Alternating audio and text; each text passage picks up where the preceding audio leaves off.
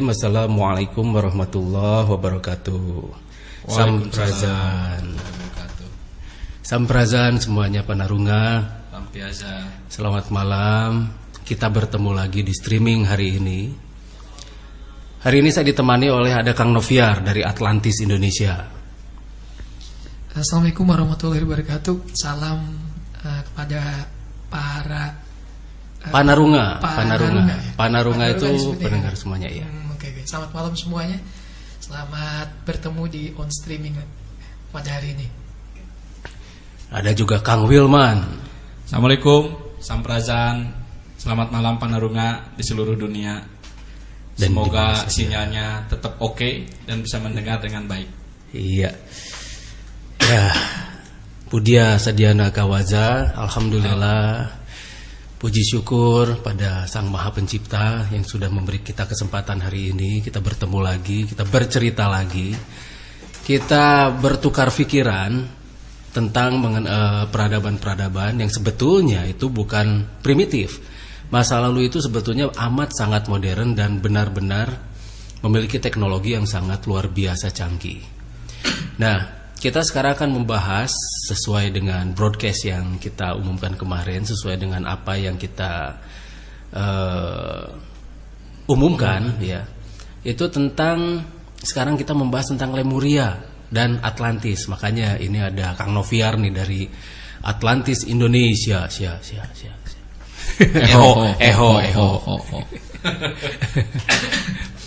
Nah, kita akan bicara mengenai apa itu Lemuria? Apa itu Atlantis? Nah, ini kita mau tanya dulu nih ke Kang Noviar nih. Ke Kang Noviar ada ini nih. Dulu tertariknya mempelajari Atlantis selain setelah baca buku dari Profesor Arisio Santos, itu mulai tertarik itu bagaimana tuh sejarahnya? Atau tiba-tiba muncul ilham, atau tiba-tiba muncul yang namanya wangsit, atau tiba-tiba bertemu dengan seseorang dan kemudian seseorang itu berhasil meyakinkan bahwa ternyata masa lalu itu benar-benar luar biasa. Coba sedikit cerita. Sebenarnya kalau bicara tentang Atlantis ini saya udah tertarik tuh udah lama banget ya kan. Itu dari kecil tuh saya suka ada film kalau tentang Atlantis atau komik bicara tentang Atlantis itu kok sepertinya itu ada bangsa yang dahulunya tuh sangat canggih gitu. Canggih dari segi iptek, dari segi peradabannya gitu. Dan itu membuat saya tuh sampai galau kali ya, itu gue dibilang galau tuh sampai bertahun-tahun gitu. Entah itu galaunya tuh apa sebenarnya Tuhan itu sayang sama saya, karena menurut beberapa para Allah itu galau tuh katanya God always listening and understand gitu. God always listening and understanding.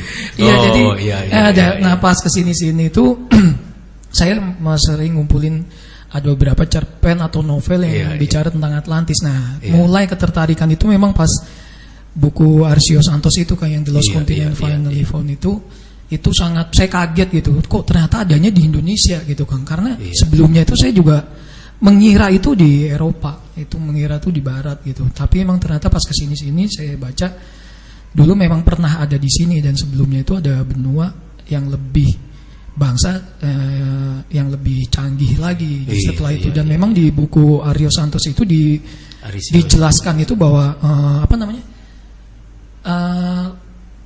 Atlantis itu mempunyai ibu namanya Lemuria gitu kan. Ibu dari segala peradaban di dunia. Nah itu cuma di situ dibahasnya cuman sedikit gitu. Nah itu yang mengganggu pikiran saya lagi nih tentang Lemuria. Saya cari di internet dan saya ketemu sama seorang di Indonesia ya, itu Akang sendiri gitu. Nah itu suatu sebenarnya sih saya juga gimana ya kan, berkah sih ya buat saya ya. Jadi Facebook itu saya ciptain itu setelah saya baca buku terakhir gitu, saya sampai habis baru saya bikin grup itu 9 Oktober 2010 jam 9 di kampung 99 seberang Kubah Emas.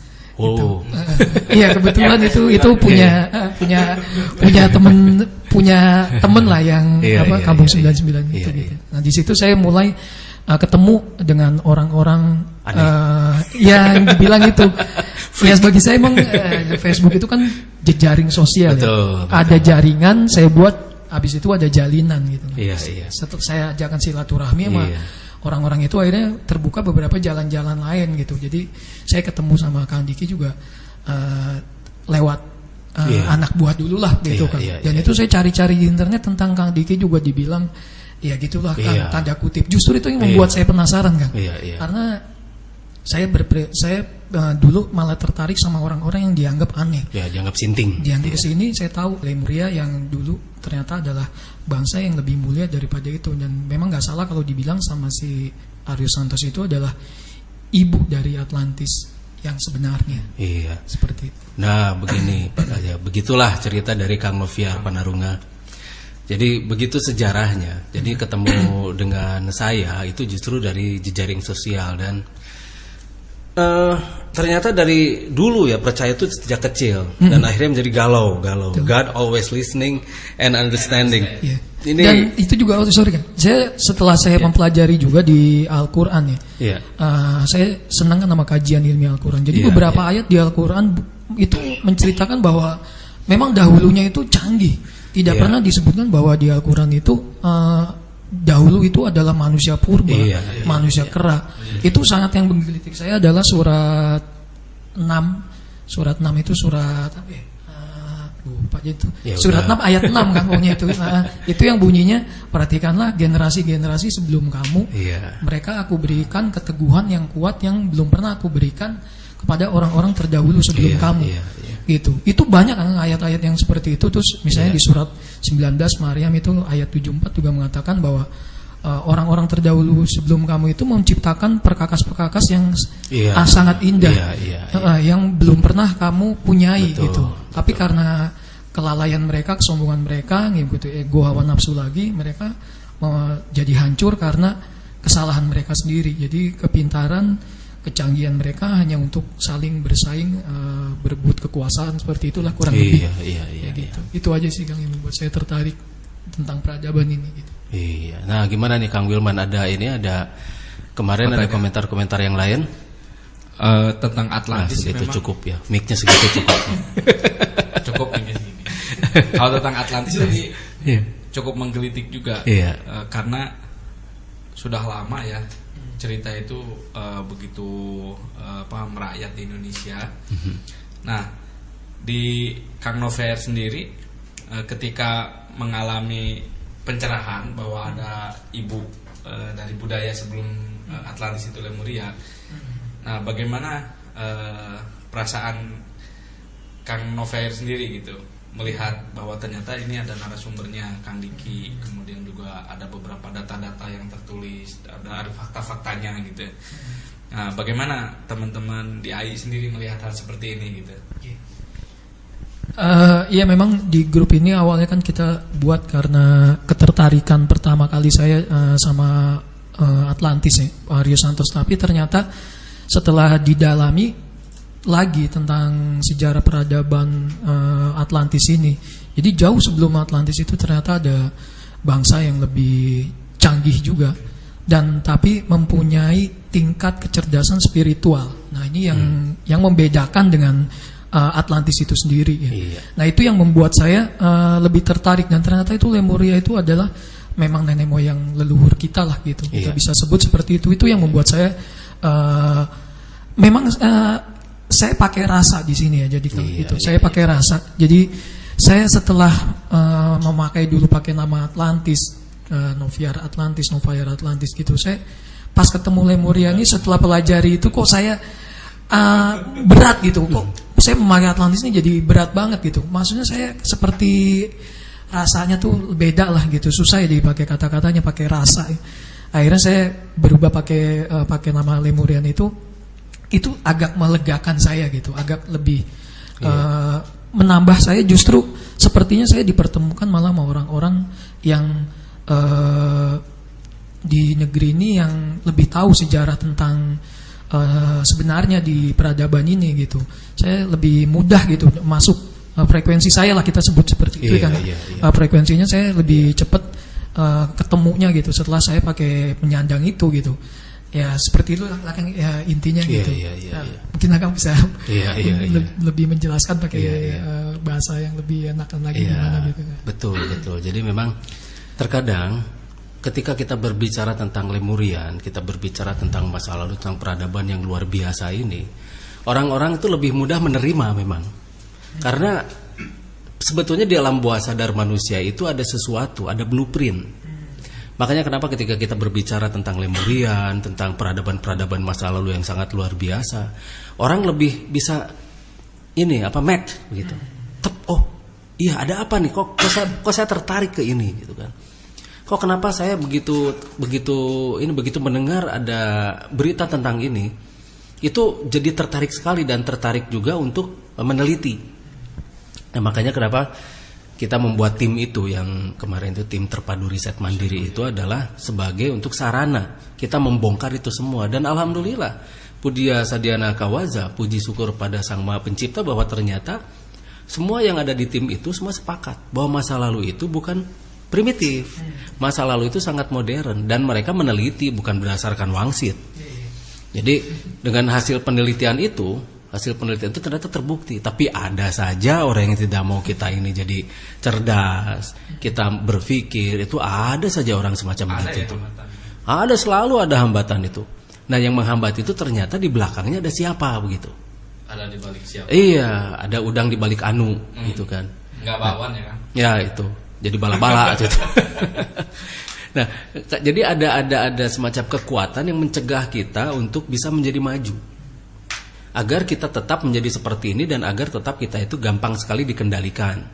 Nah, di sini yang harus kita dobrak dan di sini yang harus kita mulai kuat. Karena bagaimanapun juga orang penasaran. Dunia itu penasaran dan dunia percaya bahwa sekarang sudah mulai percaya bahwa peradaban itu berasal dari kita, dari sini, dari Nusantara, atau ada mengatakan Nuswantara, ya silahkan. Kang, sebentar Kang, tapi kondisi sosial masyarakat itu kan melihat bahwa Atlantis itu lebih terkenal, image-nya lebih besar. Tiba-tiba ada nama Lemuria, yang terus terang dalam benak masyarakat baru, tetapi kok ada rasa ketertarikan ingin melihat dan ingin mengkaji tentang Lemuria. Nah, untuk membuktikan bahwa di sini adalah budaya dan peradaban Lemuria yang kemudian nanti adalah berimbas ke sejarah Atlantis. Itu seperti apa? Baru itu di sini loh. Baru itu di sini. Kalau buku tentang Lemuria itu justru di luar negeri itu sangat banyak. Oh. Iya, di sini di kita baru itu. Karena buku-buku itu tidak masuk ke Indonesia. Contohnya bukunya mungkin kan? Ya, misalnya The Lost Civilization of Lemuria. The People of Mu gitu kan. MU bukan MU Manchester United ya, bukan, tapi Mu itu Lemuria gitu kan. Terus ini apa? The Spiritual of Mu gitu kan. Jadi mereka mengenal Lemuria atau Mu gitu kan, benua Mu. Jadi di sini kunci di mana kita sebetulnya ada rekayasa. Kenapa kita yang diperkenalkan dulu itu justru keturunannya. Nah, ada apa ini? Bukan kenapa ini ditutupi? Ya? Kenapa ini ditutupi? Nah, sebelum itu bagaimana? Nah, bagaimana kehidupan di sini? Kemudian kita kemarin juga kita bahas tentang Dorval. Nah, Dorval itu. Nah, siapa sih yang membuat Dorval itu dan bagaimana cara membuatnya? Kemarin kita bahas kan tentang Costa Rica, tentang itu casing-casingnya, tentang bagaimana membuat itu namanya karoserinya dan sebagainya. Nah, sekarang itu bagaimana sih sebetulnya teknis Dorval itu? Dan sebetulnya untuk apa sih sebetulnya Dorval itu? Nah, di Lemuria sendiri, nah kalau misalnya kita gali tentang penelusurannya dan sebagainya, kebanyakan di kita itu dipentokinnya begini, dari mana Kang Diki tahu gitu kan. Nah, dari mana orang itu tahu? Nah, padahal referensinya, argumentasinya kan. Nah, itu yang membuat kita menjadi mundur kan? Iya. Karena kita tidak membuat referensi. Karena kita tidak meneliti, kita tidak menelusuri, kita tidak memikirkan dan akhirnya kita tidak mengetahui. Padahal seharusnya kita yang membuat referensi sendiri. Nah, meneliti sendiri ya Kang. Betul. Nah, itu pertanyaan-pertanyaan itu yang sebetulnya pertanyaan itu yang seharusnya itu kita dobrak. Dari mana Anda tahu? Nah, kenapa Anda tidak tahu, begitu kan? Kita balik nanya ke mereka. Ya. Begitu ditanya, dari mana Anda tahu? Nah, kita balik tanya, kenapa Anda tidak tahu? Kenapa kita tidak meneliti sendiri? Kenapa kita tidak menelusuri? Kenapa harus baca dari buku? Karena buku itu adalah pendapat yang ditulis kan? Betul. Buku itu adalah pendapat yang ditulis. Jadi siapapun yang membuat buku, ya selera si pembuat bukunya itu sendiri. Karena ada gelar profesor atau doktor atau apa, itu kan bukan jaminan. Betul. Tidak jaminan. Belum tentu dia itu memang benar-benar menguasai. Seperti di kita banyak sekali profesor, doktor, tapi apakah dia jaminan bisa memajukan umat? Belum tentu kan. Kalau hanya sekedar buat makalah mah, itu mah mudah gitu. Apalagi sekarang buat masalah kan. Begitu kita membuat ini pernyataan bahwa dan hasil penelitian kita membuktikan bahwa masa lalu itu luar biasa modern dan hebat, mereka bikin masalah. Mereka bikin petisi. Mereka bikin segala macam cara bagaimana agar kita tidak dipercaya. Tapi ternyata tapi ternyata dunia lebih percaya pada kita kan. Nah, itu. Malah mereka semakin tertarik. Ini kenapa dihambat? Ini kenapa dihambat? Ini kenapa diinfokan yang enggak benar? Jadi semakin bertanya-tanya gitu. Iya. Nah, itu. Nah, makanya ini yang harus sekarang kita dobrak itu ini kebiasaan-kebiasaan yang justru memundurkan umat. Kebiasaan inilah yang seharusnya kita tinggalkan. Makanya kenapa di kita itu banyak sekolah tapi negara kita itu tidak maju kan. Banyak sekali lembaga-lembaga pendidikan yang ya negara kita begini-begini saja. Nah, ini yang akan kita bongkar, ini yang akan kita lepaskan. Sekarang habit ini akan kita dobrak agar negara ini bisa menjadi maju. Mandiri itu. Kang, apakah salah satu yang akan melakukan adalah dengan melakukan penelitian sendiri untuk mencapai sebuah referensi, kemudian menjadi bahan bacaan buat masyarakat? Iya dong. Iya. Dan itu dilakukan terus menerus ya Kang, ya pasti ya. Harus. Kalau misalnya kita hanya membaca saja itu tidak worth it, tidak mencukupi kalau misalnya untuk menambah pengetahuan. Jadi contohnya satu contoh lah, ini soal Dorval, misalnya soal Dorval. Dari mana itu dikenal yang namanya Dorval? Bagaimana mekanismenya? Misalnya kita lihat ini nih soal Dorval. Kenapa istilah ini bisa muncul begitu kan? Dorval itu sebetulnya mengeluarkan gelombang Erselna namanya itu. Erselna, bukan Arsenal ya? Bukan Erselna. Bukan The Gunners. Itu klub favorit saya. Itu kembali ke Lemuria tadi kan. Itu ketertarikan saya itu ini kan pas baca yang ada anak indigo yang dari Rusia itu, yang Boriska itu. Oh iya. Dia katanya dia sempat punya teman dulu di bumi itu. Dia kan katanya mengaku datang dari Mars kan katanya. Nah, yang saya bikin tertarik itu dia bilang di situ ada suatu benua. Gak disebutin di Marsnya RT-nya berapa? Bukan dia punya teman di bumi. Oh gitu. Dari sebuah negeri benua yang canggih, tapi dia menyebutnya itu di Rusia itu disebutnya Limolia. Oh gitu. Iya. Nah, itu ada kemiripan dengan kata Lemuria itu. Itu yang menambah saya. Kok ternyata dibenarkan gitu sama beberapa orang. Dan lebih yang saya ini lagi kan, saya waktu lagi ke Jawa Timur saya kaget juga tuh kan. Waktu saya lagi mengunjungi pabrik teman saya tuh, di situ ada ini kan, ada restoran itu menjual ikan lemuru. Oh iya. Jadi ikan itu lemuru. Jadi ikan itu ikan yang mahal dan katanya itu adalah mengandung omega yang tinggi atau gimana gitu. Dan saya tanya juga asal usul kata lemuru itu gimana gitu. Saya pernah tanya sama orang-orang yang di situ. Katanya ini dulu adalah ikan yang dimakan oleh para dewa gitu kan. Ikan makanannya para dewa. Mungkin dewa di sini untuk sebutan orang sekarang tuh yang katanya sih yang saya pernah baca ya di komunitas-komunitas lain, grup-grup lain itu adalah dewan gitu kan. Jadi semacam kayak pemimpin raja gitu, raja besar yang luhur lah gitu disebutnya seperti itu. Jadi itu yang membuat saya ketertarikan yang Lemuria itu tadi gitu kan. Ya, istilah lemuru sendiri kan sudah dikenal lama. Orang-orang Hindi, orang-orang India itu juga banyak yang mencari lemuru. Makanya istilah lemuru itu sudah dikenal jauh lama sebelum banyak buku-buku yang di barat itu tentang Lemuria. Lemuru atau ada yang menyebut itu Lemuna, ada yang menyebut itu Lumlana, macam-macam. Kalau di Spanyol itu yang saya pernah membaca juga kan itu disebutnya Le Amor itu kan. Le Amor, jadi dewa kasih sayang, amor gitu. Dewa amor, Le Amor. Lamor, Lamur. Kok bahasa-bahasa Lamur? Bahasa-bahasa Prancis mah Lamur kan. Itu artinya yang dewa penuh dengan kasih sayang gitu. Betul. Terus ada hubungannya juga nggak tuh Kang sama suku Maori yang di Selandia Baru itu kan katanya ya, orang-orang itu berasalnya sebenarnya kan dari sini. Lihat deh wujud mereka. Iya, memang wujud mereka tuh mirip banget sama orang kita. Cuma bedanya itu dia tinggi gitu Bang. Dia seperti tinggi kayak orang-orang di bule-bule gitu. Iya. Dulu bahkan lebih tinggi lagi gitu. Dulu kita tinggi loh. Kan saya ada juga teman yang kebetulan juga di member gitu. Itu dia sering ke sana karena ada urusan peternakan. Dia bingung untuk melihat suku Maori itu mirip orang kita, tapi itu tingginya bisa melebihi orang-orang barat sendiri gitu Bang, orang-orang bule gitu. Tapi lihat anak-anak sekarang tuh. Sekarang anak-anak tuh tingginya 183, ada 190. Anak-anak sekarang itu umur belasan tahun udah pada tinggi. Karena apa coba? Gizi.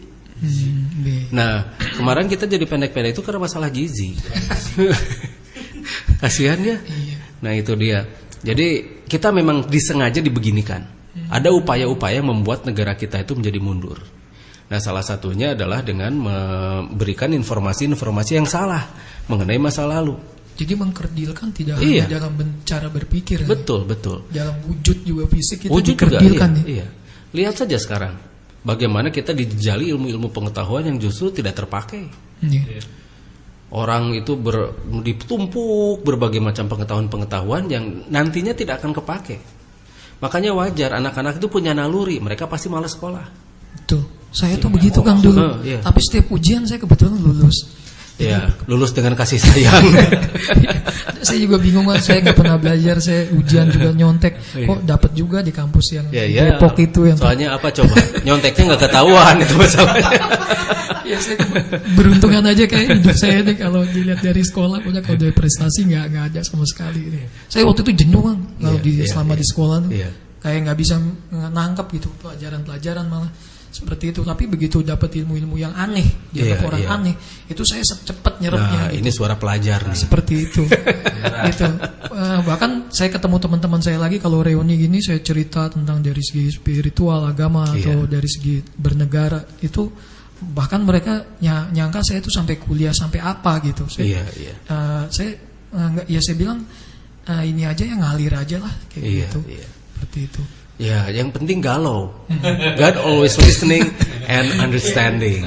Nah, makanya kan kembali ke tadi yang akan dibahas tentang dorpal kan. Tapi apa boleh diumumkan kan? Untuk pertanyaan misalnya mau. Oh iya, ini kan sekarang itu pertanyaan kemana? Sekarang umumkan dulu. Panarunga semuanya yang ada di seluruh dunia, silakan kalau ada yang mau bertanya kirim SMS ke 0812 82827165. Diulangi 0812 82827165. Ditunggu pertanyaan-pertanyaannya. Silakan Kang, dilanjutkan. Sekali lagi nomornya berapa tadi? 0812 82827165. Iya.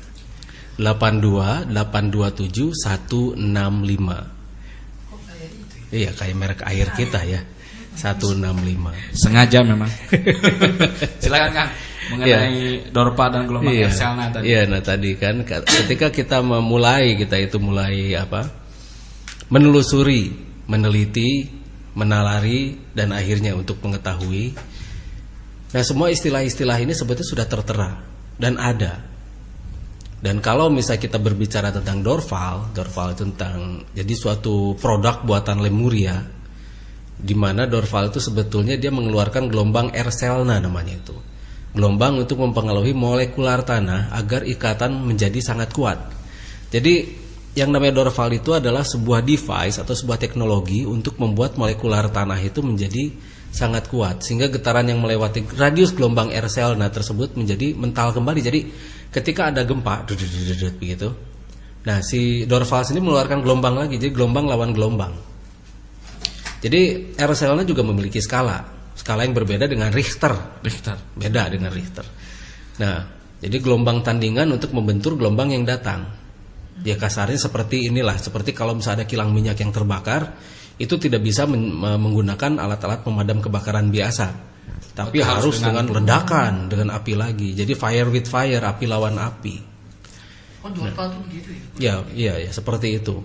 Nah, jadi Dorval yang masih bagus tuh mampu pula mendeteksi yang terjadi di permukaan planet. Jadi kalau misalnya ada sesuatu di permukaan planet, kalau misalnya Dorval ini masih bagus itu bisa mendeteksi. Nah, jadi dan membuat antisipasi yang dibutuhkan planet. Jadi sebetulnya bukan hanya di planet kita saja Dorval tuh, di planet-planet ada. Jadi konsekuensinya juga daerah cuaca menjadi ekstrim. Kalau misalnya jadi bagus, itu memang kadang-kadang ada konsekuensinya juga. Cuaca menjadi ekstrim. Ya sekarang lihat aja contohnya. Sekarang jadi ekstrim kan cuaca ya, karena Dorvalnya menjadi pada bagus. Jadi contohnya di Vietnam jadi salju, ada salju gitu ya. Di Cina tempat yang tadinya tidak ada salju jadi ada salju. Timur Tengah salju, hujan es dan sebagainya. Nah semacam begitu. Di Palestina. Iya. Palestina juga banjir. Iya. Nah terus, ini memang Dorval juga mengeluarkan anomali magnetik. Nah gelombang Ersel-nya juga dapat memicu pula penguapan molekuler air menjadi jauh lebih besar dan menyeimbangkan kembali planet. Jadi wajar kalau hujannya jadi banyak. Karena penguapan laut itu menjadi bertambah. Jadi utara. Tapi kalau misalnya kita pegang kompas Dorval, jadi si kompasnya akan nunjuk ke Dorval. Iya. Jadi karena anomali magnetiknya jauh lebih kuat. Itu Dorval. Ada pertanyaan? Sudah banyak nih Kang. Iya. Dari Panarunga. Ada dari Panarunga Muhammad, Pekanbaru Riau. Kang. Dari Pekanbaru Riau. Ya. Salam saudara-saudara sekalian. Pertanyaan saya, semua cerita yang dibahas ini sangat menarik. Akang-akang sekalian, boleh nggak saya tahu cara pendekatan penelitian yang Akang lakukan? Karena sepertinya berbeda dengan cara umum saat ini. Iya, Mohon diberi betul. penjelasan. Betul. Kalau kita masih menggunakan cara umum, insya Allah kita tidak akan maju, begitu kan? Makanya kita menggunakan cara yang berbeda. Makanya kita bisa menjadi maju. Dan bisa dari lebih semua, tahu informasi lebih dulu, jelas. ya, nama-namanya juga itu lebih jelas. Dan itu disesuaikan kalau kita bandingkan dengan hasil penelitian yang lain itu bisa sama, begitu kan? Ada satu contoh misalnya, ketika di pegunungan Bayan Karaula itu ada sebuah pesawat yang jatuh. Itu pesawat dari bangsa Bropa. Nah, jadi ada seorang Dr. Sum Umnui namanya. Itu meneliti dan ternyata itu bola-bola atau ada batuan-batuan yang tertera, batuan itu pipih dan mereka itu ditulisnya sebagai Bropa Stone. Nah, Bropa Stone ini kenapa nama kita bisa sama dengan mereka? Karena penelitian kita itu menggunakan penelitian yang berbeda dengan mereka. Dan kita menggunakan penelitian yang jauh lebih cepat daripada cara-cara mereka. Makanya kenapa tetap kita menggunakan 4N. Apa itu Kang 4N? Nalusur, naluntik, nalar, nalipak. Kalau misal bahasa Indonesianya menelusuri, meneliti, menalari dan mengetahui. Bisa juga 4P, penelusuran, penelitian, penalaran dan pengetahuan. Wah, itulah EYD yang sangat fleksibel ya Kang. Iya, karena itulah cara yang seharusnya. Jadi jangan buka buku aja.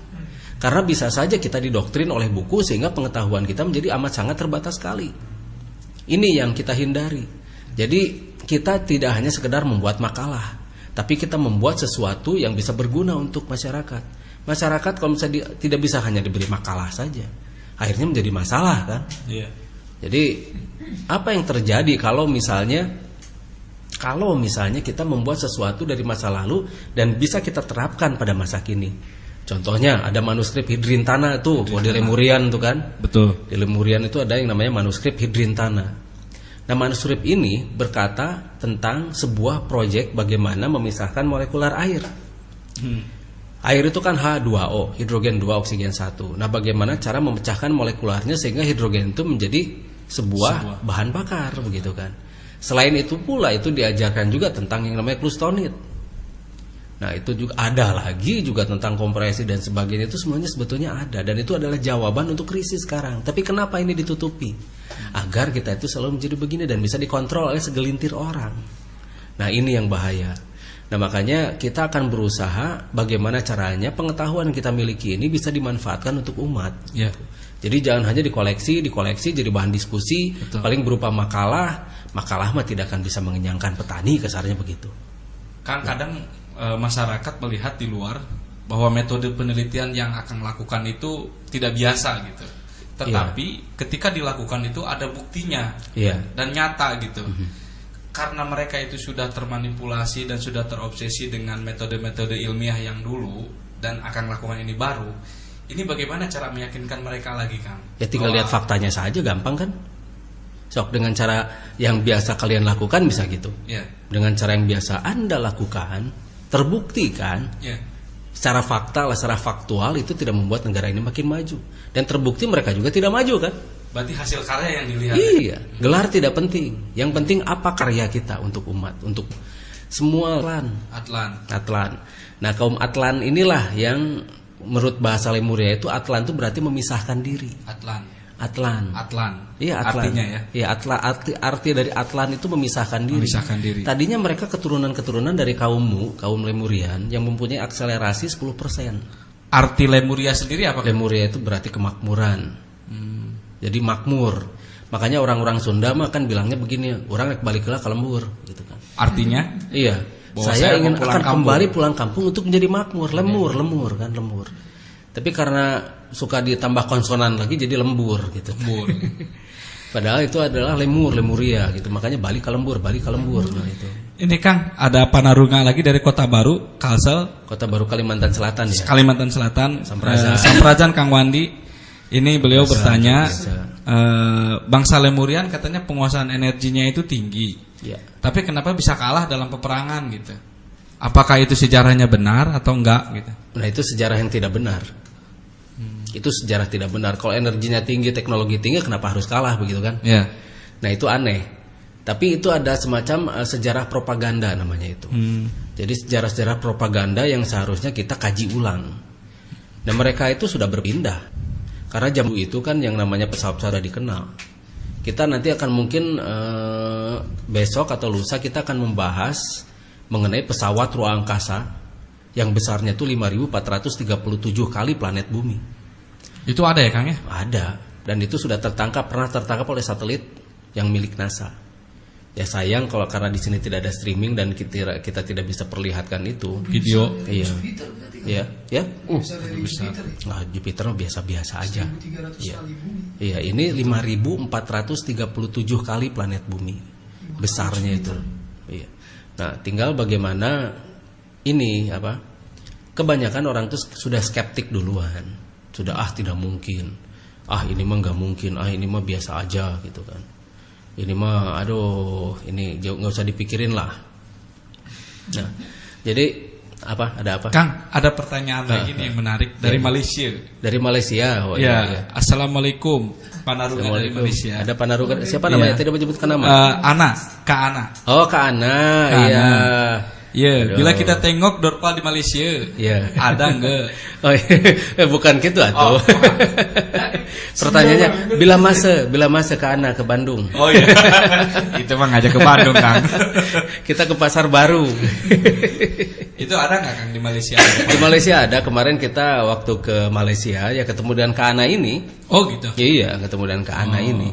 Salam kenal, Kang. Iya, salam kenal dari Kang Wilma nih Kak Ana. Dari ada ini Kang Noviar juga nih. Nah, ini di sana kita kan ke Taiping. Ini Kak Ana itu kan di Taiping.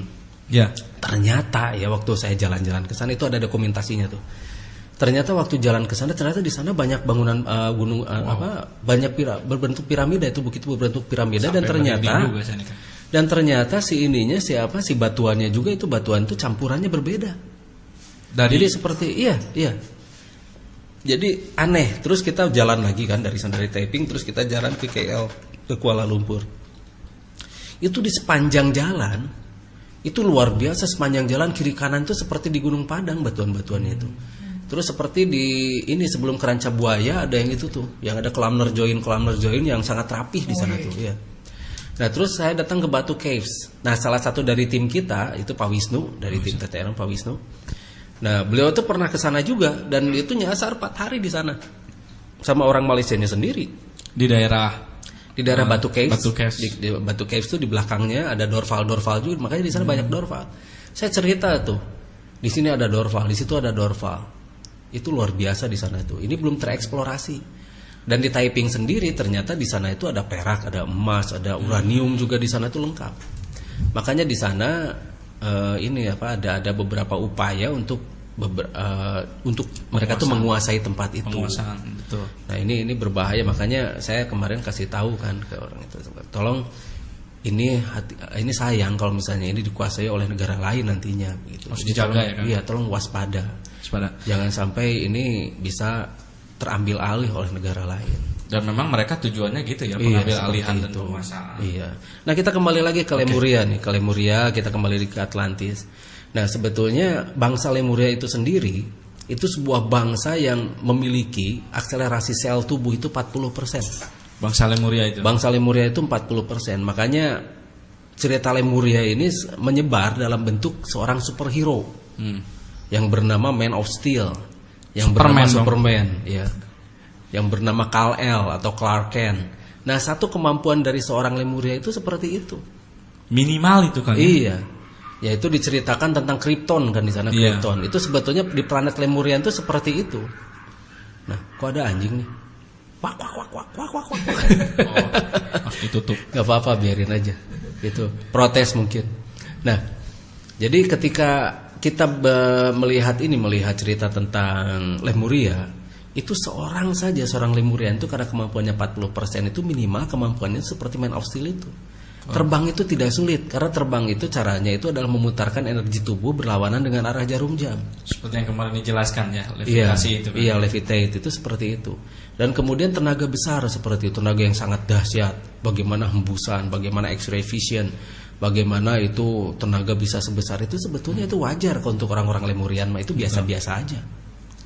Nah, terus planet Lemurian sendiri itu digambarkan sebagai Krypton kan di sana itu oleh Jerry Siegel dan Joe Shuster. Dan justru awal pertama kali ini ada pemelintiran cerita. Jerry Siegel dan Joe Shuster sendiri mendapat yang namanya informasi itu dari seseorang yang botak, yang di sana itu diterjemahkan sebagai Lex Luthor. Makanya dulu di komik Superman pertama itu botak ya kan? Superman pertama itu botak dan jahat. Iya. Malah jahat. Iya, malah jahat. Tapi nggak laku kan komiknya. Akhirnya diganti jadi gambaran Lemurian yang sesungguhnya. Karena orang-orang di sana itu kan memang baik-baik. Mereka mampu berkorban untuk orang lain dan mereka tidak mementingkan dirinya sendiri. Urusan pribadinya itu nomor 16. Yang penting urusan ini dulu, umatnya dulu. Terus mereka itu menolong siapapun. Mereka bisa terbang. Mereka itu yang lebih kena ke blueprint orang-orang sekarang. Makanya Superman yang ganteng itu kan, yang rambutnya kayak yang mirip yang kayak gitu kan. Terus yang kekar gitu ya. Nah, terus jadi bisa melakukan banyak hal. Nah, itu akhirnya ngelaku karena itu yang kena ke blueprint. Dan yang jahatnya itu akhirnya si Lex Luthor itu yang botak dan jahat itu akhirnya jadi lawan abadinya Superman. Dia orang biasa tapi punya kejeniusan yang luar biasa gitu. Dan Superman pun karena kebaikannya, bukan karena dia bodoh, tapi karena kebaikannya itu makanya dia sering mengalah. Orang-orang Lemurian pun dulu sudah diserang oleh musuh-musuhnya. Jadi keturunannya itu kaum Atlannya itu kan dulu dia membantu kaum Lemurian untuk umat juga. Tapi dulu tidak ada yang sampai bertempur dan sebagainya itu. Tapi seorang raja yang bernama Balamin. Ada seorang raja Lemurian bernama Balamin punya istri namanya Etnam. Nah, Etnam ini yang mempengaruhi Balamin agar dia itu gimana sih Akang katanya. Kenapa begini-begini aja? Kenapa mau saja diperintah oleh kaummu? Gitu. Wah, mulai itu Kang ya. Iya, kaummu. Mereka kan gampang nyebutmu daripada Lemuria itu lebih gampang mu kan. Kenapa mau diperintah-perintah mereka? Kan Akang bisa ini katanya, bisa memisahkannya. Mereka mah baik-baik akan protes kalau Akang kabur juga katanya gitu. Coba sendiri dong, masa diperbudak begini saja sih Akang teh gimana? Sabar aja ya, Cinya ya. Kita nanti biarkan kan mereka ini yang orang tua kita katanya. Si Akang mah gitu kan, udah selesai. Nah, terus hari kedua ya nggak ada masalah. Ya lagi-lagi wanita yang membuat rusaknya seorang Balamin jadi jahat ya kan? Ya begini. Kita jangan menjudge kalau itu gender tidak boleh. Saya jadi ingat lagunya siapa tuh yang racun itu. Oh iya, wanita itu. Racun dunia. Itu gender tidak boleh di sini. Lagu Cangcuters lah, Cangcuters. Ya, lagunya Cangcuters. Nanti tapi saya nggak ada lagunya di sini Cangcuters. Amit-amit.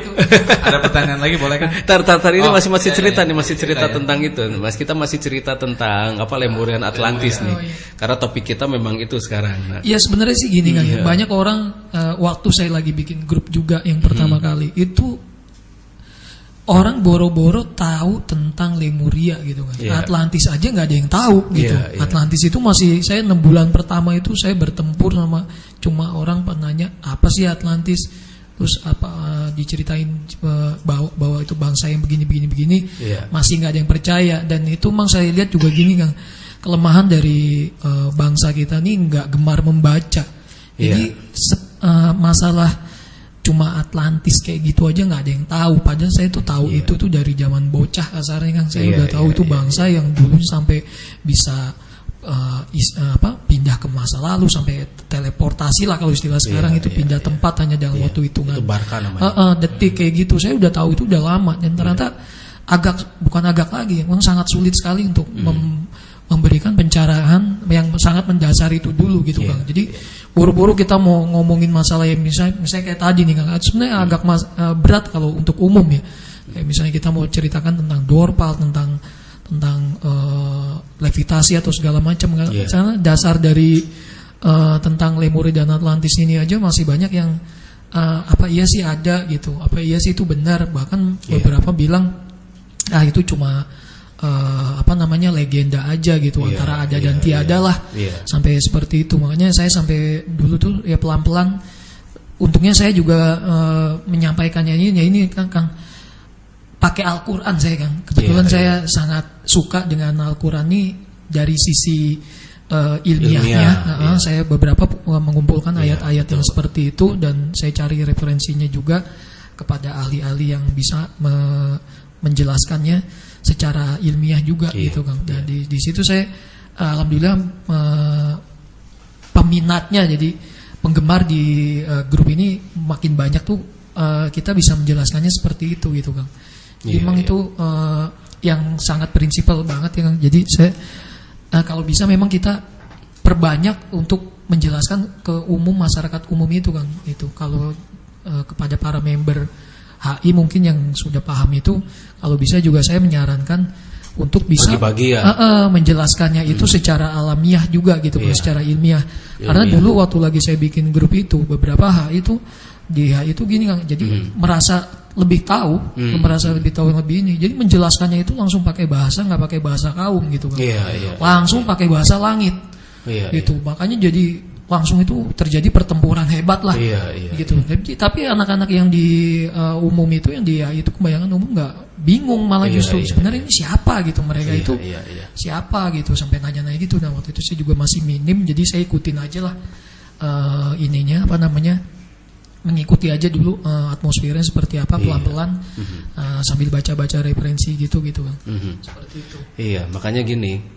Jadi kalau misalnya kita berbicara sekarang, contohnya saya berbicara ini kan, saya berbicara tentang seadanya dulu, ini seadanya dulu. Nah nanti kita akan bicara bahasa bumi gitu loh, bahasa yang seperti inilah ketika ayat pertama turun kan Iqra. Tapi Rasulullah tuh tidak mengerti kan, karena itu menggunakan bahasa bukan bahasa yang biasa dipergunakan sehari-hari oleh Nabi gitu kan. Akhirnya aku mendengarkan dan aku menuruti saja, menjalankan saja begitu kan. Sami'na wa ta'na. Makanya kenapa? Mungkin karena mereka itu sudah kejauhan ya. Jadi pakai bahasanya bahasa yang udah kejauhan. Tapi akhirnya saya sendiri kan turun kan.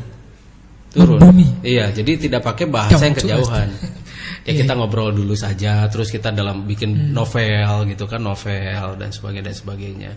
Nah, tapi ada satu yang menarik nih, kenapa istilah-istilah Lemurian itu sering dipakai oleh kita, oleh grup-grup sepak bola seperti MU ya, terus Barca,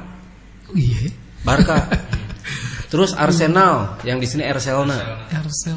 Arti Arsenal apa ya? Arsenal itu gelombang Arsenal, gelombang yang bisa mampu menghancurkan, gelombang yang untuk melawan. Kan yang namanya Arsenal itu dikatakan persenjataan kan ya. Meriam. Ya, semua itu Arsenal persenjataan ya, untuk punya hancur yang besar. Nah, istilah-istilah itu banyak sekarang dipakai oleh orang karena istilah itu langsung menggedor ke alam bawah sadar. Berarti itu sebenarnya ada emang udah ditanamkan gitu atau gimana ya? Bukan, karena di alam bawah sadar kita lebih menerima istilah-istilah itu. Lihat saja Sob. Saya pun gini Bang, pakai rasa ya. Begitu pakai Lemurian itu saya lebih adem gitu. Ya lebih kena gitu kan. Ya, lebih kena. Nah, ini dia, itu gelombang alam bawah sadar itu sudah tergedor.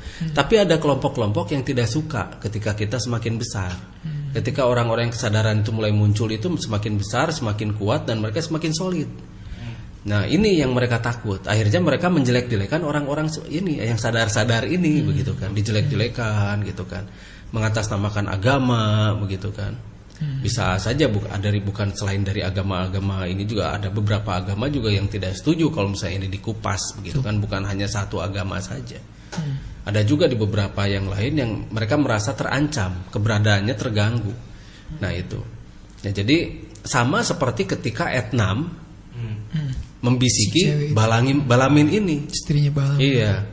Mulai dia bisiki, terus bisiki lagi, terus seperti Hawa membisiki Adam. Iya. Bisikin lagi karena terus Adam aja kena juga ya kan? Kena, itu yang 100% orang yang benar-benar ilmunya dari Sang Maha Pencipta langsung masih tetap kena juga gitu kan. Apalagi seorang Balamin ya. Ya, seorang Balamin. Apalagi kita berarti ya kan? Nah, Bang Wilman gampang dong kayaknya nih. Oh iya Kang, bicara tentang peradaban ya Kang ya. Ini jadi kita down to earth banget, mungkin ini agak yang paling dasar. Banyak orang tuh kan masih bingung tentang apa sih maksud peradaban itu gitu kan. Jadi kenapa kita mesti belajar peradaban gitu. Adab itu apa sih? Adab itu aturan kan? Adab itu aturan, adab itu adalah sesuatu norma, yang norma dan sebagainya. Berarti peradaban kita berbicara bukan hanya sekedar ini peninggalan fisik, tapi peninggalan moral. Nah, ini yang penting itu peninggalan moralnya. Bagaimana sebuah peradaban bisa musnah? Karena sesuatu yang bersifat moral itu banyak sekali penentangan. Terutama moral itu, kalau misalnya moral itu sudah bisa membuat masyarakat itu menjadi madani, menjadi baik. Dan itu pasti ada upaya-upaya untuk menghancurkan. Pasti ada orang-orang melakukan prinsip kapitalis ingin menguasai mereka. Nah, itu juga masuk ke dalam pikiran yang namanya Etnam ini. Tadinya Balamin itu tidak berpikir seperti itu. Tadinya dia manusia berperadaban. Iya, beradab dan dia tahu tugasnya dan dia tahu diri. Tapi Etnam ini mulai dia sedikit ini membisiki ke Balamin itu. Ini loh, Kang. Ini kok istilah kitanya ya. Iya. Jangan begitu dong, ini bisa berubah. Nah, begitu dia mulai terpengaruh sedikit demi sedikit, ayolah kita pindah aja dulu Kang. Kita cari yang namanya pulau lah. Kalau ada pulau mah kita bawa kita tuh bikin peradaban di situ gitu ya. Iya, kita yang sendiri aja. Ininya dia gitu Kang. Ya pasti ayah kita kan nyebutnya ayah kita kan ke mereka tuh, ayah ibu kita mah pasti ngizinin lah, nggak apa-apa. Mereka mah tinggal bikin robot lagi atuh begitu kan. Ya udah, akhirnya mulai pindah mereka tuh, nggak dilarang oleh kaummu tuh, nggak dilarang oleh orang-orang Lemurian tuh, oleh itu nggak dia silahkan aja lah. Mereka pindah ke sebuah lautan dan di sana ada benua. Akhirnya disebutkan benua itu benua Atlan gitu kan. Lautnya juga lautan Atlan gitu kan. Ya udah kasih nama sendiri aja, silahkan aja sok juk sana gitu kan. Kan orang-orang baik kan orang-orang Muma. Jadi ya udah pilihannya silahkan aja ke sana. Nah di sana mereka sudah mulai mengembangkan teknologi nuklir. Kaum Atlan itu mengembangkan teknologi nuklir.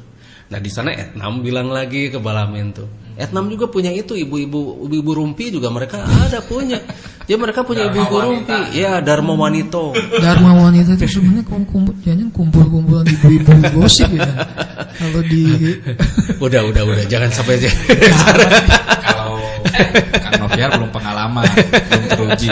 Silakan Kang lanjutkan. Nah, terus cerita lagi.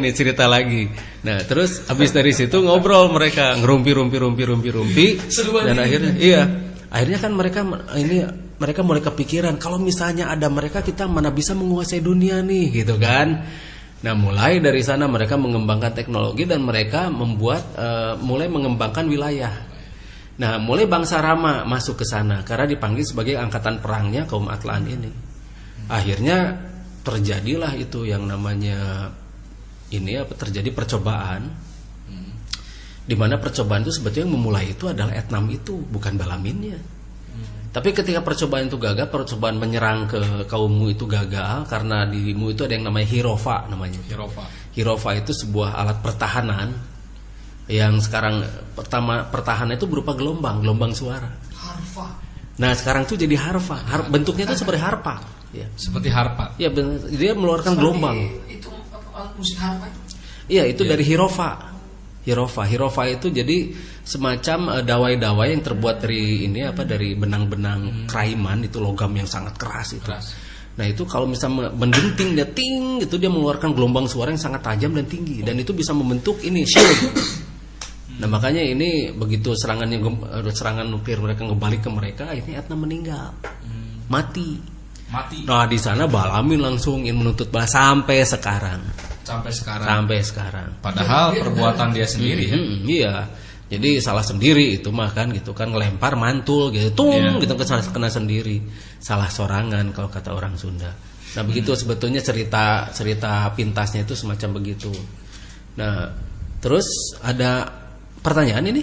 Ada kan dari Cimahi, Kang Isam. Iya. Dari Panarunga Isam di Cimahi mau tanya, dimulai sejak kapan Lemuria mengalami penurunan hingga kemudian sejarahnya mulai ditutupi? Jadi gini, Lemuria itu tidak turun, tapi Lemuria itu pindah. Mereka pindah. Ngapain lah di sini? Tugas saya sudah selesai kok, begitu kan? Yeah. Tugas saya mengembangkan peradaban, tugas saya mengembangkan ini sudah selesai. Nah, jadi mereka itu datang ke kita itu sejak waktu Gunung Sunda itu mulai meletus. Itu mereka sudah datang ke sini. Karena dari luar kan, seperti Adam kan dari luar. Adam tuh bukan penduduk asli planet bumi kan, diturunkan dari surga, Adam dan Hawa tuh.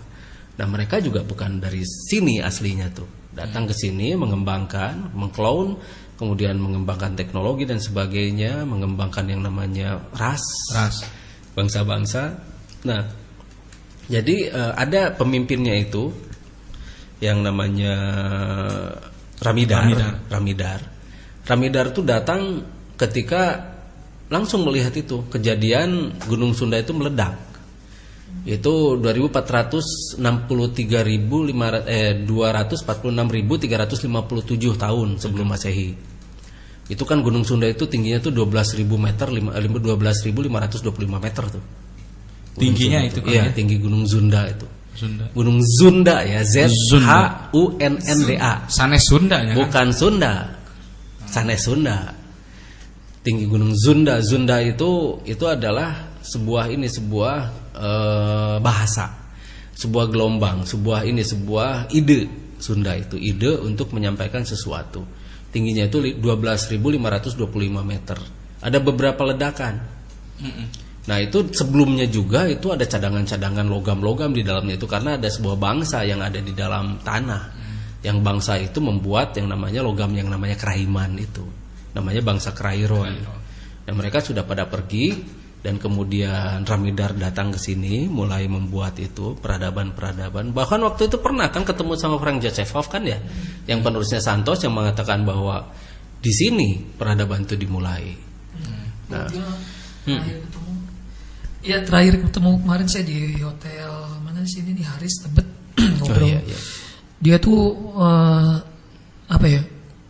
sama Indonesia tuh kok ini banget gitu Kang, cinta mati banget gitu dia, kayaknya dia tahu banget sejarah Indonesia yang sebenarnya, cuma memang dia mentoknya sih memang di Atlantis aja ya, dia nggak ke Lemuria banget, dia belum mempelajari lebih jauh aja sih sebenarnya sih, karena dia orangnya open mind. Waktu itu kan pernah dia ingin mau Skype-an katanya, tapi sayangnya masih belum sempat. Dia ngajak Skype mulu tuh. Skype-an Kang, Skype Kang katanya itu. Ya, sayangnya masih belum sempat gitu. Bukan apa-apa, waktu itu Skype-nya belum disetting sih. Sebetulnya bisa aja kapan aja Skype sama dia. Tapi kitanya riweuh gitu kan, masih sana sini waktu itu masih nggak sempat untuk Skype nama itu Frank Joseph Hoff. Kang, itu saya lagi sedikit pertanyaan buat saya pribadi nih kan. Berarti peradaban itu bisa dibangun itu hanya sama orang-orang yang beradab berarti Kang? Iya, bukan yang biadab. Iya, sama orang-orang yang taat hukum. Iya. Yang menjunjung tinggi hukum, supremasi hukum ya kan. Iya. Berarti kalau di luar itu, apalagi orang-orang yang biadab, dalam artian tidak menjunjung tinggi hukum, itu jauh kalau untuk bisa bikin peradaban. Nggak bisa. Nggak mungkin. Iya. Makanya kenapa di tempat-tempat yang biadab itu diturunkan agama. Nah, sekarang tanya nih, Kenapa di Indonesia tidak diturunkan agama? Kenapa Nabi Muhammad ini yang terakhir di sana? Iya. Pertanyaannya itu sebenarnya menggelitik banget ya. Berarti kalau pertanyaan seperti itu, berarti jawabannya sih gampang aja. Berarti kita emang ini sudah memang bangsa yang beradab. Sudah gitu. Beradab kita itu. Kenapa agama itu diturunkan di daerah-daerah sana, di Afrika, Timur Tengah kayak gitu kan? Kenapa tidak diturunkan di sini? Karena orang-orang di sini itu sudah tidak perlu itu, sudah beradab semua. Akhirnya diturunkanlah di sana begitu kan? Nah ini yang tidak pernah terbahas. Bahkan sekarang malah tatanan kita tuh jadi acak-acakan begini kan? Iya. Nah itu tadi itu apa pertanyaan Lemuria itu? Kenapa mereka tuh tidak kalah, tidak hilang ya? Tapi mereka tuh memang pindah, sudah selesai tugasnya ya sudah. Mereka tuh tidak turun. Maksudnya tidak apa? Mulai ditutupi sejarahnya. Nah sejarah ini mulai ditutupi. Kan sekarang lihat antara Adam ke Idris itu kan kosong ya. Itu kosong maksudnya. Itu kosong, tidak ada itu yang namanya tulisan-tulisan dan sebagainya. Manuskrip juga nggak ada. Manuskrip nggak ada. Tapi sebetulnya ada tapi dihilangkan. Bahkan di Iskandaria catatan-catatan tentang ini sendiri, tentang dunia Islam sendiri kan dihapuskan, dimusnahkan. Jadi memang penguasa-penguasa berusaha mereka tuh menghapuskan peradaban dan lalu diubah dengan apa yang mereka mau begitu loh. Dan itu sejak zaman mulai terjadi proses pembiadaban. Bagaimana caranya agar raja-raja itu benar-benar menguasai, karena dulu tidak ada raja-raja yang diktator, itu tidak ada. Setiap suatu kehidupan yang beradab itu tidak ada yang namanya kediktatoran, tapi yang ada adalah kemakmuran. Karena itu masyarakat madani, tiap masyarakat itu, tiap orang itu, mereka itu benar-benar bisa memadanikan dirinya sendiri, bisa mengurus dirinya sendiri, dan bisa memakmurkan dan saling memakmurkan di antara satu dengan saudara-saudaranya yang lain. Nah, ini bagaimana caranya agar orang-orang itu tidak menjadi makmur. Nah, kalau misal orang tidak menjadi makmur, akan muncul seorang yang akan memakmurkan mereka. Muncul jadi pahlawan, muncul jadi raja, dan akhirnya mereka bisa menguasai orang-orang itu. Ini yang seharusnya kita ketahui sampai sekarang. Ini malah kita belajar dari orang-orang yang justru ngerusak itu malah, gitu kan? Nah, terus ada pertanyaan lagi?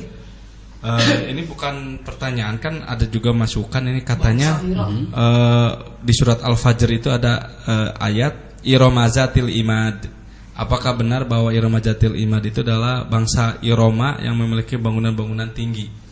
Iroma itu mungkin kalau menurut Kang Hendra dari Tasik, katanya dari Iroma dibalik jadi Mori ya, gitu.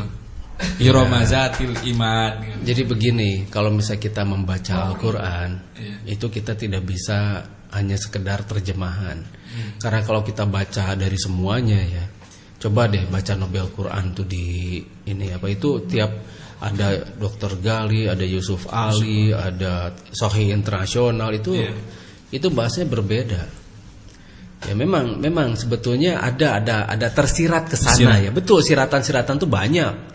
Termasuk seperti Hidrintana di salah satu ayat Al-Quran itu ada di surat Al-Farat aitumul ma'alajitas robun gitu kan, di itu Al-Waqiah 68. Tapi sekarang yang kita bahas itu adalah global. Jadi kita akan membahas dari semua sudut, semua pandang dan semua ini. Salah satu mungkin dari Al-Quran. Tapi kita juga tidak menutup untuk membahas dari kitab yang lain gitu loh. Boleh. Iya, jadi mulai dari Injil, dari Taurat, dari Jabur gitu dan sebagainya, kita bahas dari semua, dari manuskrip dan sebagainya. Karena kita akan meluaskan pandangan kita. Kita tidak bisa menggunakan kacamata kuda di sini. Kita tidak bisa hanya dari satu arah. Kita akan berpikir holografik dan kita akan bahas semuanya itu dengan tuntas. Nah, ketika kita melihat itu tadi, ini tersirat ya. Tersirat itu memang tersirat itu ada sebuah peradaban yang sangat luar biasa. Bangunan-bangunan mereka tinggi. Ketika kita ke Ranca Buaya tuh, kan itu tinggi-tinggi kan ya. Itu luar biasa tinggi, dan ternyata di sana ada penyelam-penyelam yang suka biasa ngambilin lobster. Penyelam-penyelam lobster ya. Nah, mereka itu melihat bangunan-bangunan yang sangat besar di bawah tuh. Ada tiang pancang yang besar, ada ini tuh di bawah laut. Makanya nanti kita akan ke sana lagi, kita akan ke Ranca Buaya lagi, dan kita akan eksplor itu. Kalau perlu kita menyelam ke bawah gitu kan. Diving. Kita menyelam. Tapi kita akan pamit nanti Kang Noviar itu harus pamitan dulu ya. Iya, seperti takut nggak muncul lagi. Kita bikin pernyataan khusus pada keluarga masing-masing sepertinya. Itu Eye of Horus itu ditemukan juga di Ranca Buaya di sana. Kemarin saya lihat Nah itu ayah Horusnya sudah, foto-fotonya. ya kita sudah amankan. Tapi yang belum diamankan itu piramidnya. Insya Allah nanti kita akan amankan itu, kita bawa aja nanti ke Bandung karena itu masih di tanah kita, tanah milik yang keluarga lah, tanah milik keluarga. Oh, iya. Ya, jadi aman lah gitu. Harus diamanahkan dan diamankan, gitu kan. Sama nanti insya Allah orang yang amanah. Ya. Nah terus ini lagi. Sebetulnya kenapa kita ini tidak secanggih mereka leluhur kita begitu kan ya? Karena akselerasi sel mitokondria kita itu berbeda. Kalau mereka 40%, kita itu cuma 2,5%. Makanya kita begini-begini saja. Tapi bukan berarti kita tidak bisa menembus batasan akselerasi itu. Nah, memang ada orang-orang tertentu yang mampu menembus batasan akselerasi itu, tapi dia tidak boleh yang namanya berdemonstrasikan. Makanya lihat para nabi. Akselerasi sel para nabi kan luar biasa. Makanya dia bisa melakukan hal-hal yang luar biasa. Tapi kenapa tidak boleh sembarangan mendemonstrasikan kemampuannya?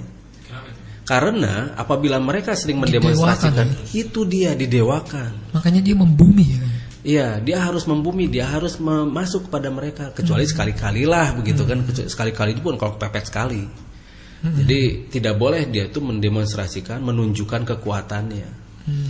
Bahkan kekuatannya harusnya disembunyikan rapat-rapat. Tapi ternyata tetap keadaan tidak memungkinkan untuk bisa itu. Akhirnya terpaksa demonstrasi, akhirnya terpaksa menunjukkan kekuatannya. Iya. Ya satu contoh lah, ini cerita tentang Musa nih. Dia kan bawa kaum.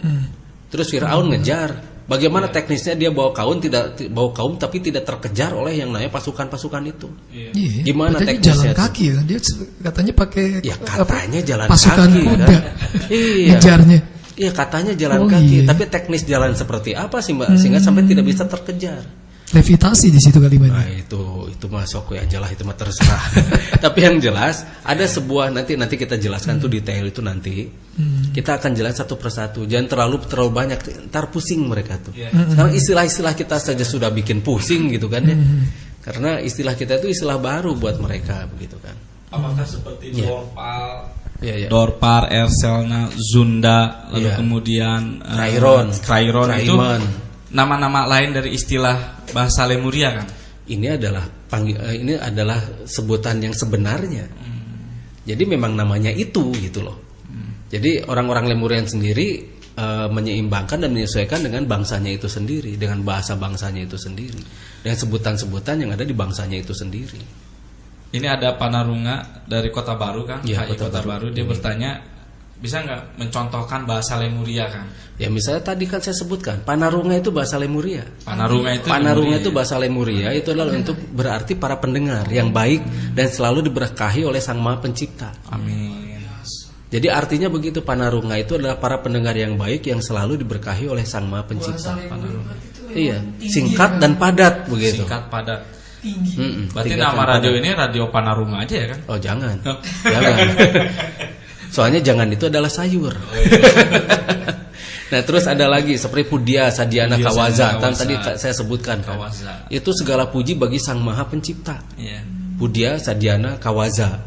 Terus ada lagi untuk Innalillahi wa inna ilaihi rajiun kan, itu ada gitu kan, banyak sekali itu. Naratina Kawaza, Galurna Kawaza.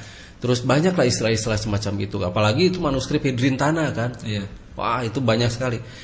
Makanya baca saja novel Arkitirema. Nah jadi iklan itu. Baca saja novel Arkitirema. Itu wajib dibaca itu. Nanti bisa istilah-istilah huruf Lemurian dan sebagainya itu semuanya ada di sana. Ini terkait akang tadi novel Arkitirema, ada yang nanya juga nih. Dari Panarunga di Bandung sih Kang. Assalamualaikum Kang Rampiaza. Bilang nih Kang. Waalaikumsalam. Kapan novel Arkitirema selanjutnya? Jangan sampai diberhentiin Kang. Saya sangat penasaran banget. Tanggung jawab Kang. Iya, itu bukan diberhentiin. Kita tuh masih nggak sempat. Saya tuh masih terdistract terus sekarang. Itu 2C itu masih diketik. Tapi karena ini banyak terdistract, seperti kemarin distractnya itu tiba-tiba saya harus bikin alat pengamanan untuk kereta api misal begitu kan. Itu sistem pengamanan yang sudah melalui satelit gitu kan. 2 minggu setelah demonstrasi saya alatnya itu tapi kan alat itu belum dipakai. Itu baru harus ditenderkan kan. Nah kita kemarin baru demo saja, akhirnya alat itu kita cabut di demo di depan Dirjen, di depan ini di rootnya dan sebagainya. Waktu itu lengkap lah di Jogja, sekalian ngebenerin dorvalnya Merapi. Makanya itu Bang Arif bingung kan, Kang Merapi kok aneh katanya. Itu dorvalnya benerin gitu kan. Nah jadi alhamdulillah langsung berhenti. Nah itu di sana kita demonstrasikan alat itu kan itu harus fokus juga gitu kan. Betul. Belum masalah-masalah lain itu yang harus diselesaikan, masalah ini, masalah itu dan sebagainya. Jadi saya banyak terdistract. Tapi buku 2C itu insya Allah ini masih sedikit demi sedikit sih kita buat terus kan itu. Nggak akan dihentikan itu. Habis buku ketiga nanti ada lagi. Ada lagi itu tentang tokoh-tokoh khusus dari 5 tokoh yang ada di kita. Contoh ada Ringgamananya. Terus ada yang namanya Gribadarnya, terus ada yang namanya ini apa? Wah macam-macam lah. Termasuk kenapa Fletilsi itu, Fletilsi itu yang ditemukan di bulan itu, yang orang yang perempuan yang di pesawat itu ya, bukan di bulan. Oh iya di bulan itu ada pesawat, nah terus diambil ada orang di sana kan perempuan. Itu Fletilsi. Nah itu ada ceritanya. Bagaimana dia mencari itu yang namanya Arkitirema dan sebagainya sampai dia jadi leluhur kaum Indian. Nyambung ya kan? Nyambung semuanya. Arkitirema yang di buku 1. Pokoknya mah seru. Pokoknya jadi si tokoh-tokohnya itu akan kita ceritakan satu persatu cerita-ceritanya gitu kan. Terus bagaimana itu yang namanya siapa yang perempuan tuh? Glabinara itu dia jadi panutan dari semua ratu-ratu di seluruh dunia begitu kan. Ibu ratu iya. Sanes Ibu Atut ya kan. Siapa itu?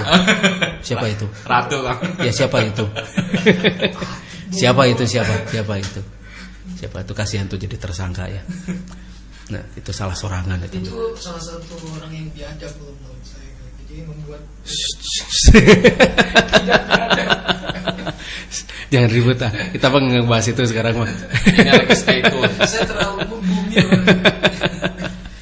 Kan tadi novel udah kita kembali ke Lemuria kan, bahwa yang diceritakan di novel itu adalah semua tentang Lemuria ya kan. Dan itu bukan hayalan, bukan rekayasa dan memang fakta. Ya itu adalah novel ya. Ya itu adalah novel. Bukan jadi, maksudnya dalam pengertian ada yang terlewati sejarah masa lalu ya. Sebetulnya mah begini, ini adalah novel. Dan novel ini adalah gambaran-gambaran tentang bagaimana sih tentang masa lalu itu seperti apa gitu dan sebagainya. Ya, betul. Tadi itu apa dari Fahmi tadi ada di Tangerang tuh. Nah ini ada nih Kang dari Panaruna Fahmi Pamulang Tangerang. Ya. Kang mau tanya mengenai dorpal, lagi-lagi dorpal Iya. Bangsa Lemuria membuat dan meletakkan dorpal apakah hanya di setiap gunung untuk menyeimbangkan bumi ini? Iya. Apakah ada kaitannya atau hubungannya dengan setiap erupsi gunung dan gempa yang terjadi setiap saat di bumi? Ya. Mohon dijelaskan kaitannya pula dengan Al-Quran bahwa gunung dibuat untuk penyeimbang bumi supaya stabil dan gunung-gunung itu pun berjalan atau bergerak seperti awan. Betul. Jadi begini, itu kan istilah ya. Jadi penterjemahnya itu harus diterjemahkan lagi secara logis, jangan mistis. Baru Al-Quran itu bisa menjadi kitab yang rahmatan lil alamin.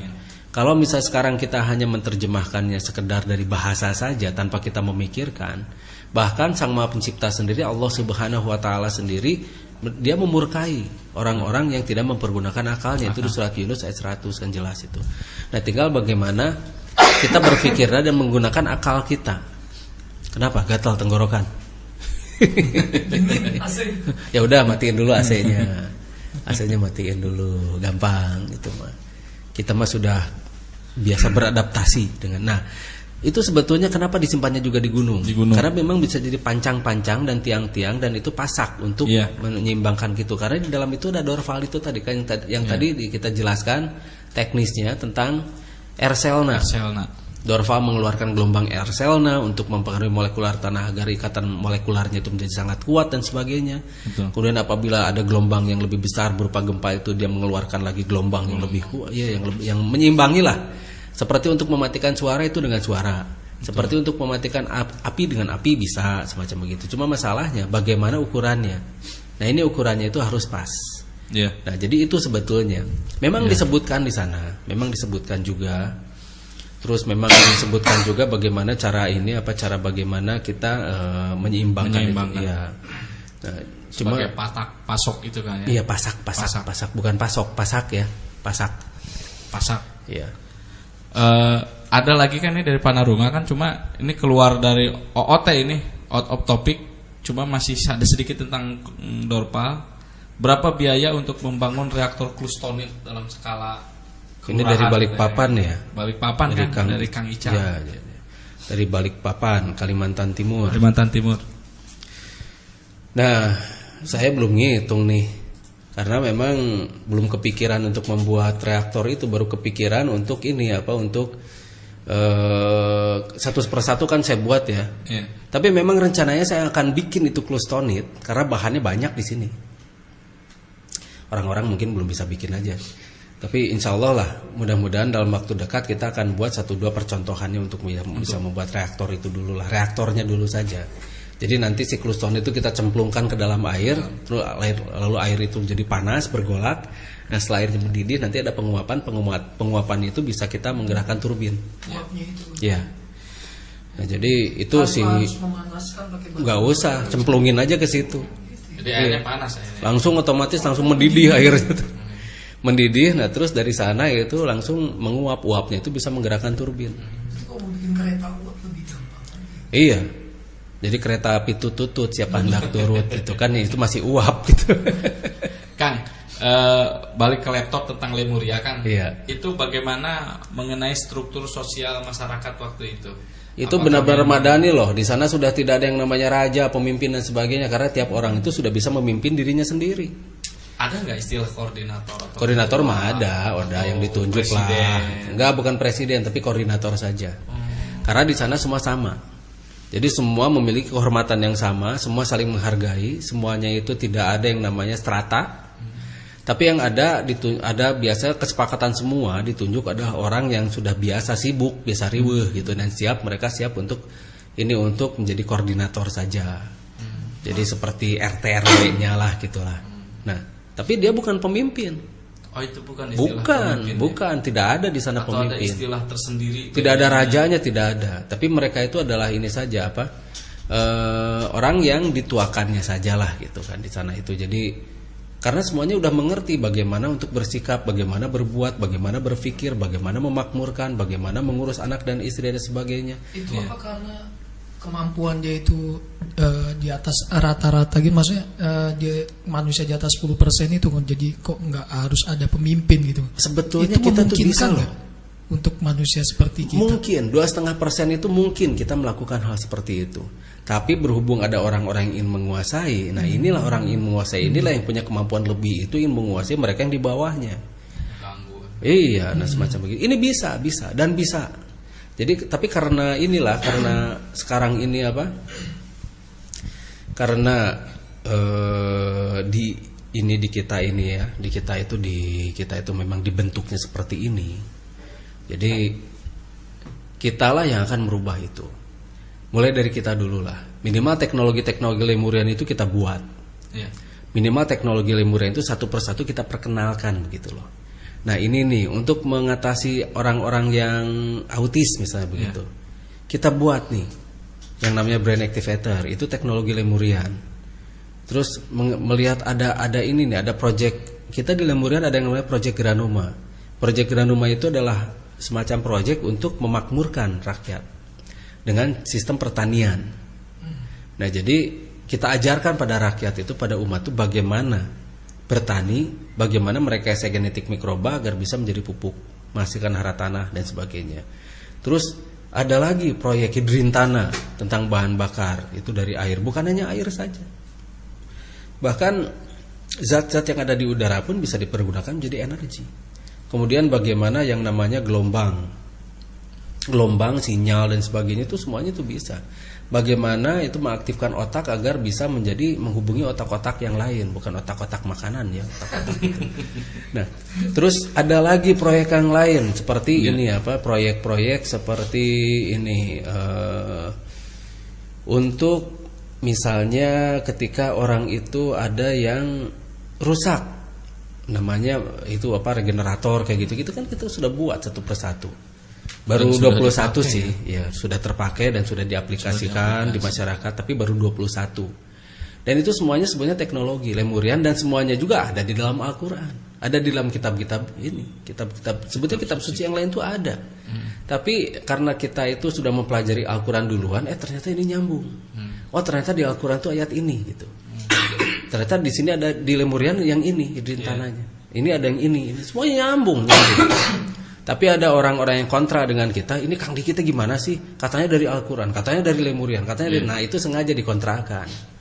Itu sengaja dibentur-benturkan agar ini agar orang-orang itu tidak jadi antipati pada kita gitu. Jadi jangan dulu dibahas. Yang lain dulu aja. Nah itu OOT itu. Yang lainnya ada lagi pertanyaan? Masih OOT juga nih. Ya OOT ya sudah. Jangan yang out of topic. Tentang Iya. Nah, kita lanjutkan tentang itu Lemurian. Dan ini teknologi ini Lemurian ini mulai kita satu persatu mulai ini Nah, kita buat satu persatu. Nah, ini. Tapi bagaimana sekarang yang kita hadapi itu adalah kartel. Kartel orang-orang memang sudah terbiasa mempengaruhi orang lain begitu kan. Nah, jadi orang-orang semacam begini itu yang memang harus kita hadapi, benar-benar hadapi. Nah, orang bangsa Lemurian juga itu mengenal tentang yang namanya godaan-godaan. Tapi mereka kuat karena mereka sudah tahu siapa itunya lawannya gitu kan. Jadi tapi tetap orang-orang 2,5% seperti kita yang akselerasi selnya itu seperti kita, memang itu harus benar-benar menggembleng diri. Dan Sang Maha Pencipta sudah menurunkan kitab-kitab kan. Kitab-kitab agar kita itu mampu berpedoman pada yang namanya agama itu, aturan gawe manusia. Nah, ternyata ini sudah jam 9:14 ya waktu Indonesia bagian Cempaka Mas. Betul nih Kang. Iya, jadi kita sudah kelebihan ya. Nah, kita sudah kelebihan jam nih. Ya sudahlah, kita cukupkan dulu sekian ya. Kita sudah ini dulu. Kita sudahi dulu ceritanya. Nanti kita akan lanjutkan lagi tentang ini. Tentang bagaimana orang Lemurian mengenal virus-virus yang mempengaruhi, tentang virus-virus Abras namanya itu. Nanti mungkin hari Sabtu jam 8 saya akan mulai cerita lagi. Sabtu malam Minggu. Ini sekalian siaran di Bandung ya kan? Siaran di Bandung. Dan nanti kita akan undang juga yang lain di Bandung. Kita akan ngobrol banyak tentang virus yang namanya virus yang disebarkan oleh yang namanya Abras. Ini virus Abras. Ini virus yang sangat berbahaya, yang itu mempengaruhi mental kita. Karena virus ini, iya, bukan hanya fisik, jiwa dan sebagainya itu diserang. Karena itu sudah sangat tersistematik dimasukkan ke dalam tubuh manusia oleh seorang makhluk api yang dikenal dengan panggilan iblis. Bahasa Lemuriannya apa? Abras. Abras itu dari istilah pembangkang. Atau ablasu ya. Nah itu jadi nanti kita insya Allah hari Sabtu saya akan bongkar habis tentang virus-virus Abras ini. Jadi bagaimana cara dia memasukkannya sejak dari kecil pelan-pelan sehingga kita mulai terpengaruh. Itu lewat vaksinasi itu? Bukan itu lain lagi. Lain lagi. Nah, jadi untuk hari ini saya cukupkan dulu sekian. Ini terima kasih nih yang datang, yang nemenin saya, Kang Wilman, Kang Noviar. Jadi sama-sama Kang. Bisa jadi seru gitu kan kita ceritanya, bisa jadi ada bahan-bahan yang lain, bisa jadi bertukar pikiran. Nah insya Allah nanti hari Sabtu saya akan cerita lagi tentang virus Abras ini. Dan mudah-mudahan tidak ada aral merintang, jalur internetnya bagus. Ada juga laporan bahwa ini tidak bisa diterima, itu bukan dari sini masalahnya, tapi dari masalah tempat di mana sinyal mereka itu harus dibenahi dengan baik dan benar. Mudah-mudahan bermanfaat. Assalamualaikum warahmatullahi wabarakatuh. Terima kasih semuanya, Panarunga semuanya, terima kasih di seluruh dunia. Samprazan. Ada pengumuman kan sebentar? Oh iya, untuk ada pengumuman. OD. Gap hari Minggu di Uninus. Tanggal 22. Jadi siangnya itu open dialog. Open ya. Open dialog. Dibalik kan Sunda mah nyempe itu sarua. Iya, Uyum. Jadi ada open dialog di Uninus. Pukul 13 ya Kang ya. Pukul 13 open dialog di Uninus. Terus kemudian dilanjutkan dengan latgab setelah asar jam 16-an. Yang jurnalistik gitu. Yang jurnalistik itu hari Sabtunya tanggal hari Sabtu. Iya. Di tempat yang sama Uninus. Iya, jadi silahkan kepada panarunga semua yang berminat untuk mengikuti pelatihan jurnalistik itu diadakan hari Sabtu di Uninus dan kemudian minggunya ada open dialog di Uninus juga. Dan itu siangnya open dialog dan sorenya itu langsung kita latihan. Mudah-mudahan semuanya berjalan baik dan lancar. Dan mudah-mudahan apa yang kita bicarakan di sini juga itu bisa membawa manfaat. Dan mudah-mudahan kita bisa ketemu lagi hari Sabtu malam pukul 8. Nanti saya akan siaran dari Bandung. Sekali lagi assalamualaikum warahmatullahi wabarakatuh. Sampurasun, sampai ketemu.